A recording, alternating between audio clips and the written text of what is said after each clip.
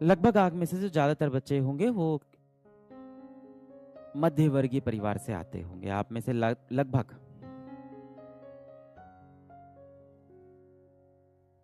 इस बैच में आने वाले और भारत में लगभग ज्यादातर जो बच्चे होंगे जो कॉम्पिटिटिव एग्जाम की तैयारी करते हैं वो मध्यम वर्गीय घर के होते हैं, मिडिल क्लास फैमिली या उससे भी नीचे से होते हैं, है ना। मतलब आर्थिक रूप पे बहुत ही मजबूत नहीं होते हैं, है ना।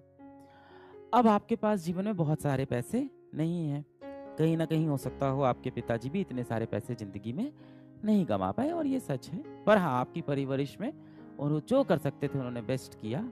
आपको सबसे अच्छे स्कूल में पढ़ाया, आपको सबसे अच्छी कॉपी किताब खरीद के दी, सबसे अच्छे कपड़े पहनाए, अपनी सारी इच्छाएं मार के आपके लिए सारी चीजें त्याग किया और आपको इस तरह की कोचिंग भी ज्वाइन कराई। बहुत सारे पैसे तो आपके जीवन में है नहीं। सबसे कीमती चीज जो आपके पास जीवन में इस समय है वो क्या है? वो क्या चीज है जिसको आप खर्च नहीं भी करना चाहते हो तो बेटा वो खर्च होती जा रही है? समय। पैसा अगर मेरी जेब में मैं खर्च ना करना चाहूं तो वो खर्च नहीं होगा, पर समय खर्च होता जाएगा। आज आप 17 साल के हो और पता नहीं चलेगा कब आप 17 से 25 साल के हो जाओगे बेरोजगार। जीवन निकल जाएगा।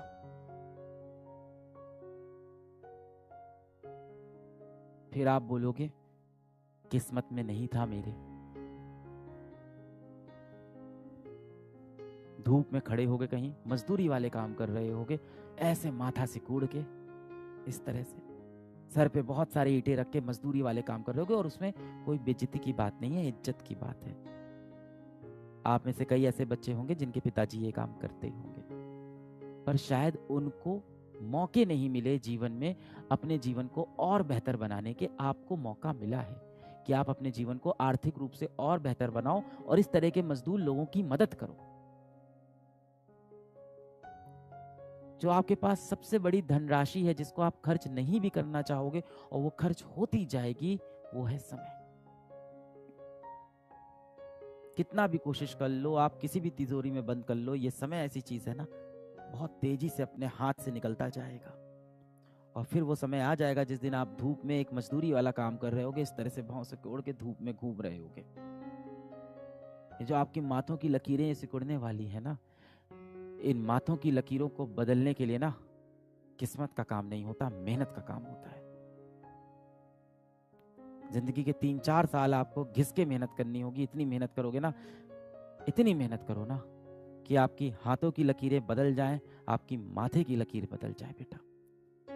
इतना पेन चलाओ, इतना पेन घिसो, इतना पेन घिसो कि आपकी हाथों की लकीरें भी मजबूर हो जाएं बदलने के लिए। इस दुनिया में सिर्फ एक ही नियम है। इतनी फिजिक्स तो मैंने भी पढ़ी, इतनी फिजिक्स आपने भी पढ़ी, केमिस्ट्री भी आपने पढ़ी, कि जितने भी नियम बने हैं हर नियम टूटता गया जीवन में। इस दुनिया में जितने भी नियम बने हर नियम टूटता गया।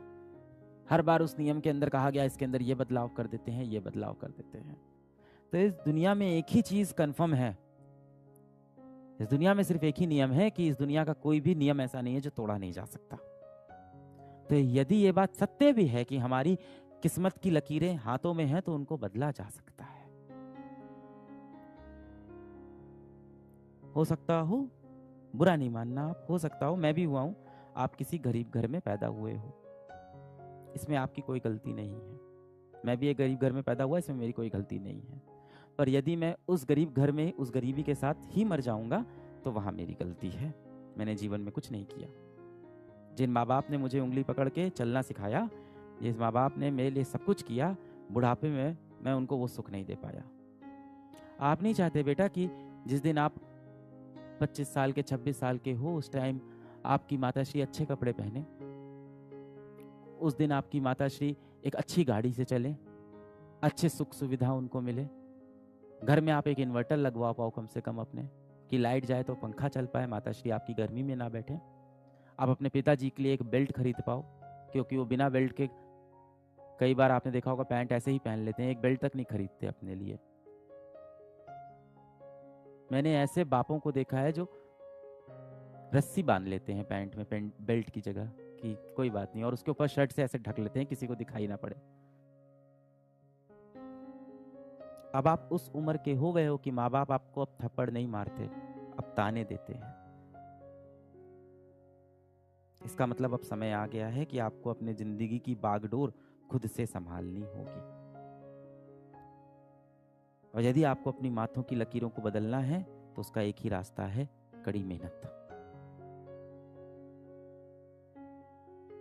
मेरी सारी दुआएं, सारी विशेस आपके साथ है, हमेशा आपके साथ रहेगी।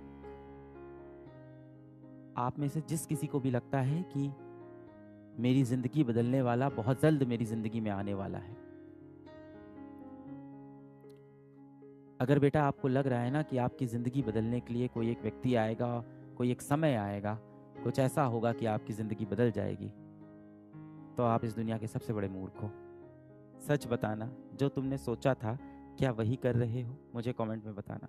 जो तुमने सोचा था क्या तुम उसी ट्रैक पे हो? जैसा तुमने सोचा था क्या वैसा ही चल रहा है सब कुछ? अधिकतर बच्चे बोल रहे हैं नहीं चल रही। क्यों नहीं चल रही है बेटा? क्या हुआ ऐसा? पिछले 3 महीने में ऐसा क्या हुआ कि आपने अपने जीवन के लिए जो लक्ष्य साधा था, जो आपने सोचा था कि आप डॉक्टर बनोगे, आप ये परीक्षा निकालोगे, या कोई भी आपने जीवन में एक लक्ष्य साधा था, वो लक्ष्य से आप क्यों भटक गए बेटा? ऐसी कौन सी चीज आई आपके सामने जो आपको अपने सबसे महत्वपूर्ण लक्ष्य से भटका के चली गई, और अपने जीवन का सबसे पहला सबसे बड़ा लक्ष्य आप बीच में छोड़ के जीवन में किसी और चीजों में अपना समय व्यतीत कर रहे हो? ऐसा क्या हो गया? ऐसी कौन सी चीज थी जिसने आपके जीवन का कंट्रोल छीन कर अपने हाथों में ले लिया? ऐसी कौन सी चीज हुई बेटा जिसने आपके मस्तिष्क के ऊपर खुद कंट्रोल करना शुरू कर दिया?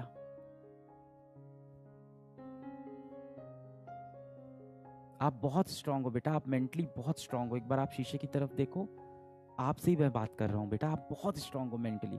एक बार आप शीशे की तरफ देखो और खुद से बोलो, क्या मेरे जीवन का कंट्रोल कोई और ले सकता है? ले सकता है कोई? नहीं ले सकता। मेरे जीवन का कंट्रोल हमेशा मेरे पास रहेगा। क्यों लूज हो गया वो कंट्रोल? जिस इंसान को भी लगता है ना कि उसकी जिंदगी कोई और बदलने वाला है, उस इंसान ने कभी आईना नहीं देखा है।